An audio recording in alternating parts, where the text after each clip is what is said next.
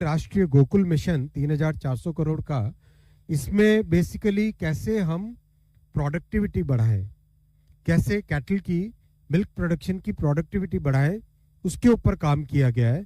इसमें artificial insemination और in vitro fertilisation, इन दोनों पे काम करना है। ये AI stands for artificial insemination, not for artificial intelligence, ठीक है।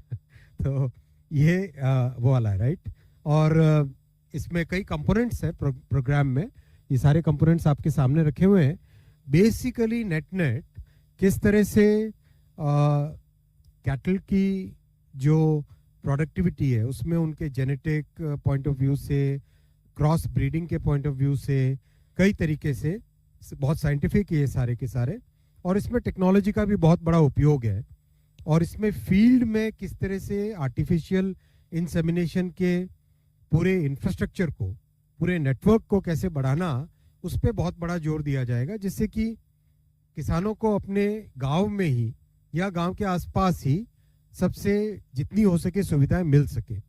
तो इसमें बहुत ही अगेन साइंटिफिक तरीके से आर्टिफिशियल इंसेमिनेशन के प्रोसेस की पूरी सप्लाई चेन होती है, कोल्ड चेन होती है, उसको प्रॉपर्ली मेंटेन करना पड़ता है, टेम्परेचर्स वगैरह वगैरह, बहुत ही ध्यान देने की चीज़ होती है, बहुत ही साइंटिफिक ये काम है।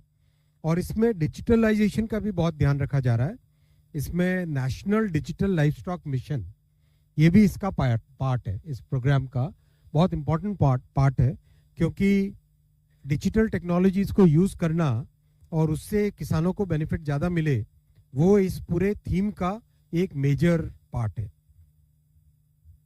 और हाइफर रियरिंग सेंटर्स ये नए ऐड किए गए हैं इस प्रोग्राम में आज, हाइफर रियरिंग सेंटर्स, जिससे कि बेटर क्वालिटी ऑफ ब्रीडिंग के लिए बेटर क्वालिटी मिल सके, ऐसा ध्यान में रखने के हिसाब से किया गया है। ये जो प्रोग्राम्स लिए गए साथियों, इसके कारण एक बहुत बड़ी उपलब्धि है देश की इन 10 वर्षों में, कि भारत आज दुनिया का सबसे बड़ा मिल्क प्रोड्यूसर बन गया है।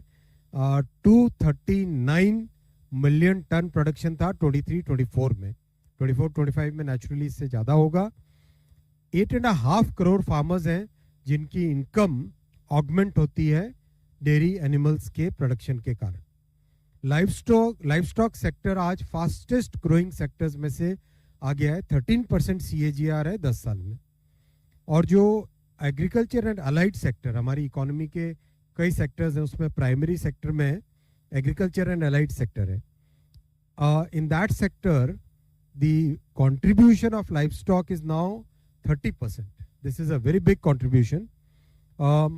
ओवरऑल इकोनॉमी में ऑलमोस्ट 5% कंट्रीब्यूशन लाइवस्टॉक के प्रोडक्शन से होता है।